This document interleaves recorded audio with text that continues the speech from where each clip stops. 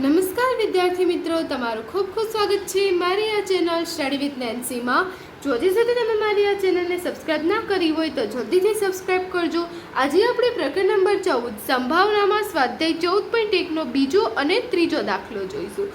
તો જો સૌની પહેલાં આપણને બીજો દાખલો આપેલો છે કે નીચે આપેલી પૈકી કયા પ્રયોગમાં પરિણામો સમસંભાવી છે સમજાવો.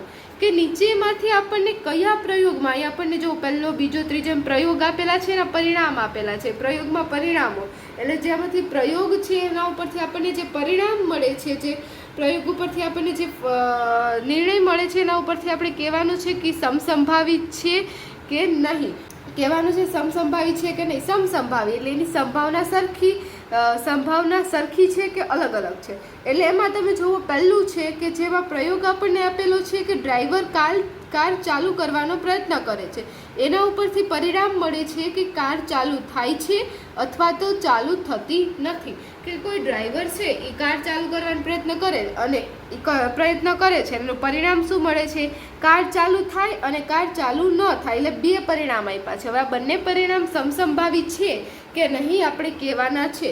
તો હવે કાર ચાલુ થાય છે ને ચાલુ નથી થતી, તો આ તમે જોશો કે આમાં આપણને માહિતી અધૂરી આપેલી છે કે જો ડ્રાઈવરની કાર ચાલુ અવસ્થામાં હશે, સાજી હશે તો શું થઈ જશે? ચાલુ હશે. જો કાર બગડેલી હશે તો ચાલુ નહીં થાય. તો જો કાર બગડેલી હોય તો શું થાય કે ચાલુ ન થવાની સંભાવના વધુ હોય, ચાલુ થવાની સંભાવના ઓછી હોય. એટલે આની સંભાવના હશે એ સમસંભાવી ન હોય. કહી ન શકાય કે સરખી સમાન હોતી નથી, કે કોઈ એકની સંભાવના વધુ હોય તો કોઈક એકની ઓછી હોય. એટલે આમાં શું આવશે કે આ જે પરિણામ છે એ સમસંભાવી થશે નહીં. એટલે આપણે શું લખશું? પ્રયોગના જે પરિણામ છે, પ્રયોગના પરિણામ છે કેવા થશે? પરિણામ સમસંભાવી નહીં થાય, સમસંભાવી થશે નહીં. સમસંભાવી ક્યારે થાય? કે જ્યારે આપણે કોઈ પ્રયોગ કરીએ અને એમાંથી જે આપણને બે પરિણામ મળે એની સંભાવના સમાન હોય, કે ચાલુ થાય એની સંભાવના સરખી હોય ને ચાલુ ન થાય એની સંભાવના સરખી હોય તો સમસંભાવી કહેવાય. પણ આની સંભાવના સરખી ન થાય, આપણને પૂરી માહિતી નથી આપેલી. એવું કીધું હોય કે જો કાર સારી અવસ્થામાં છે તો ચાલુ કરે તો ચાલુ થવાની સંભાવના વધુ થાય ને ચાલુ ન થવાની સંભાવના ઓછી થાય. એટલે આમાં આપણે શું કહીશું કે સંભાવી થશે નહીં, સમાન છે તેનો જે સંભાવના છે એ સરખી થશે નહીં.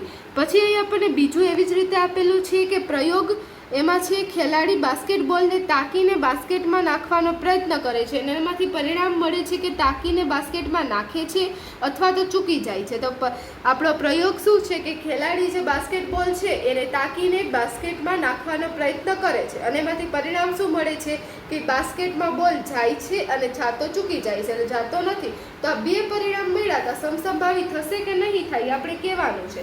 તો હવે જો સમસંભાવી આપણે જો ખેલાડી સારો હોય તો બાસ્કેટમાં જે બોલ આપણે નાખીએ તો એ પડી જાય, એની સંભાવના વધુ થાય, આની સંભાવના ઓછી થાય. એટલે આની સંભાવના સરખી હોય નહીં. એટલે આપણે આમાં પણ સંભાવના કેવી આવશે? સરખી આવશે નહીં. એટલે આમાં પણ આપણે લખશું કે પ્રયોગના છે, પ્રયોગ છે એ પ્રયોગના પરિણામ છે તે પરિણામ સમસંભાવી નથી. અને સમસંભાવી એટલે સરખી સંભાવના છે કે બાસ્કેટમાં જાય એની પણ સરખી સંભાવના છે અને બાસ્કેટમાં ન જાય એની પણ સંભાવના સરખી છે. તો એવું ન હોય આમાં કે પ્રયોગના પરિણામ છે એ સમસંભાવી થશે નહીં. હવે જુઓ, આમાં ત્રીજું આપેલું છે કે એમાં પ્રયોગ આપેલો છે કે ખરા ખોટાના પ્રશ્ન જવાબ આપવાની કસોટી આપવામાં આવી છે. ખરા ખોટાની કસોટી આપવામાં આવેલી છે. એમાં જવાબ સત્ય છે કે અસત્ય, એમાં પરિણામ મળે છે કે જવાબ આપણો સાચો હોય કાં ખોટો હોય. તો બે પરિણામ છે, કાં તમારો જવાબ સાચો હોય કાં ખોટો હોય. તો આમાં તમે જોશો કે સંભાવના છે કેવી હોય? જવાબ કાં સાચો હોય કાં ખોટો હોય, સરખી જ બંનેની સંભાવના. એટલે આ પરિણામ કેવું આવશે? સમસંભાવી થશે. એટલે લખશું કે પ્રયોગના પરિણામ કેવા છે? સમસંભાવી છે. આમાં પરિણામ કેવા આવશે? સમસંભાવી. જ્યારે ઉપરનામાં નહીં આવે. કેમ નહીં આવે? કારણ કે એની સંભાવના સરખી નથી. જ્યારે આમાં છે તેની સંભાવના સરખી છે કે કાં સાચું હોય કાં ખોટું હોય, બેમાંથી એક જ હોય. પછી આમાં ચોથું આપેલું છે કે પ્રયોગ છે કે બાળક જન્મ્યું છે, પરિણામ તે બાબો છે કે બેબી, એટલે બાળક જન્મે તો તે છોકરો હોય કે છોકરી હોય, તો એમાં પણ બે જ નક્કી પરિણામ છે અને સંભાવના પણ સરખી છે. એટલે આમાં પણ શું આવશે કે જે પ્રયોગ છે એ પ્રયોગના પરિણામ છે એ પરિણામ કેવા થશે? સમસંભાવી છે. જ્યારે સંભાવના સરખી હોય બંનેની તો તે સમસંભાવી કહેવાય, જ્યારે અલગ અલગ હોય તો તે સમસંભાવી ન થાય. એટલે આમાં શું થશે? ત્રીજો અને ચોથો સમસંભાવી થશે, જ્યારે પહેલો અને બીજો સમસંભાવી થશે નહીં. પછી આના પછી ત્રીજો દાખલો જોઈએ. હવે જુઓ, ત્રીજો દાખલો આપેલો છે કે શા માટે ફૂટબોલની રમતની શરૂઆતમાં કઈ ટુકડીને બોલ મળવો જોઈએ તે નક્કી કરવા માટે સિક્કાને ઉછાળવો નિષ્પક્ષ ક્રિયા છે. એવું વિચારાય છે કે જે આપણે ફૂટબોલની રમત રમીએ અથવા તો ક્રિકેટની કોઈ પણ રમત રમીએ તો તમને ખબર હશે કે આમાં કોઈ પણ ટીમ કોણ પહેલાં બેટિંગ કરશે, કોણ બોલિંગ કરશે, એવું હોય. કઈ ટીમનો પહેલાં વારો ફૂટબોલમાં પહેલાં ગોલ કરવાનો હોય તો એમાં જે આવશે તો એમાં પહેલાં આપણે કોઈ પણ જે ક્રિયા હોય તો એમાં ગેમની જે આપણે શરૂઆત થાય એની પહેલાં શું કરે કે જે ટુકડી છે એ બોલ મળવો જોઈએ એ નક્કી કરવા કોણ કરે? સિક્કાને ઉછાળે. હવે સિક્કાને ઉછાળે તો એ નિષ્પક્ષ એટલે કે કોઈનો પક્ષ લેવાય નહીં, કે બંનેનું બરાબર થાય એવું શા માટે વિચારવામાં આવે છે? તો આપણે ખબર છે કે સિક્કો ઉછાળીએ તો આપણને શું મળે? કાં છાપ મળે કાં કાટ મળે. એટલે આપણને બે પરિણામ મળે, છાપ કા અથવા તો કાટ. તો હવે આ બંને પરિણામ છે મળવાની સંભાવના કેવી છે? સરખી છે. કાં તો આપણને છાપ મળે કાં કાટ મળે, બેમાંથી એક જ મળવાનું. અને બંને મળવાની સંભાવના કેટલી છે? સરખી છે. સંભાવના સરખી એટલે બંને સમસંભાવી છે. એટલે સમસંભાવી હોય એટલે પહેલાં કોઈ દી કહી ન શકાય કે છાપ આવશે કે કાટ આવશે, કોઈ કહી શકે? ન કહી શકે. એટલે આપણે સિક્કા ઉછાળવાને નિષ્પક્ષ ક્રિયા કહે છે. બસ આ જવાબ આવી ગયો, બસ આ લખવાનું છે. તો જુઓ, એકદમ ઇઝી છે કે સિક્કા, આપણે જ્યારે સિક્કાને ઉછાળીએ ત્યારે સિક્કાને ઉછાળતા સમયે આપણને કેટલા પરિણામ મળે? ઉછાળતા બે પરિણામ મળે. ઉછાળતા બે પરિણામ મળે. કયા બે પરિણામ મળશે? છાપ અથવા તો કાટ. છાપ અને કાટ.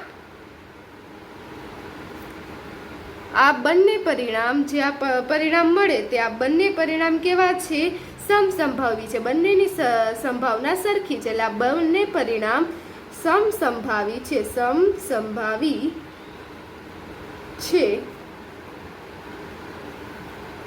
હવે જે સમસંભાવી છે કારણ કે તેની આપણે અગાઉથી છે કહી ના શકીએ કે છાપ આવશે કાટ. આથી સમસંભાવી છે તેથી એને શું કરે છે? ફૂટબોલની ટીમ રમતની શરૂઆત પહેલાં તેને બોલ મળવો જોઈએ, તે ઉછાળવો એ નિષ્પક્ષ ક્રિયા છે. એટલે આથી જે ફૂટબોલની રમતમાં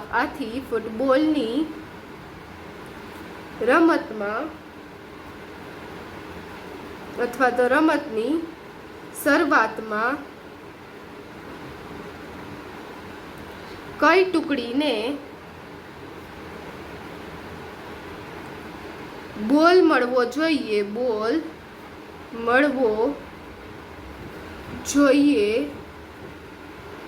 તે નક્કી કરવા સિક્કાને ઉછાળવો એ શું થશે? નિષ્પક્ષ થશે. સિક્કાને ઉછાળવો એ નિષ્પક્ષ ક્રિયા છે. તો આ જોવો આપણો જે ત્રીજો દાખલો હતો, આ ત્રીજા દાખલાનો જવાબ આવ્યો. અહીં આપણો જે બીજો અને ત્રીજો બંને દાખલા પૂર્ણ થાય છે. જો તમને વિડીયો પસંદ આવ્યો હોય તો લાઈક શેર સબસ્ક્રાઈબ કરજો. જો હજી સુધી તમે મારી આ ચેનલને સબસ્ક્રાઈબ ના કરી હોય તો જલ્દીથી સબસ્ક્રાઈબ કરજો, જેથી તમને મારા બધા જ વિડીયો સૌની પહેલાં મળી રહે. Thanks for watching.